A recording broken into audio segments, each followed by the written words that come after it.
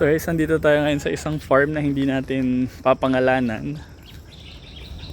Actually, makikita nyo dito, itong mga manok na nakikita nyo ngayon, ito po ay import. Import po ito galing ng India. Anong breed to, sir? Baymark? Cornish. Cornish. Ayun, yung sinasabing breed ng mga manok na to. Kailangan hiwa-hiwalay talaga sila. Bakit nag-aaway ba? Ayun lang. Hindi ba mas kailangan nilang magkakasama kasi para mag-ano sila? Magkakaibang breed po. Tapos magkakaiba rin yung may-ari niyo po. Yung pinanggalingan na farm, no? Yan. Cornish. Yung mga item, Cornish din yan? Cornish din po, pero iba-iba pong galing yung may-ari. So ibang breeder. So iba-ibang breeder yung pinagmula nung mga manok. Pero silang lahat ay import galing ng India. So ilang piraso to, sir? 13?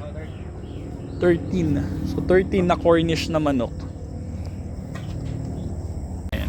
So itong manok na ito ay ito yung manok na makikita mo sa India na Cornish. Kung tama yung information na nakuha ko,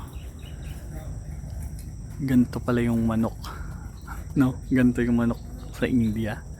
So balak nilang padamihin dito sa atin sa Pilipinas. Siguro naman hindi naman naiiba kung ano yung tinutukan nila. Iba lang talaga yung itsura nila. Ano, medyo mahaba yung leeg nitong manok na to. So maganda, nakakatuwa ano na may mga taong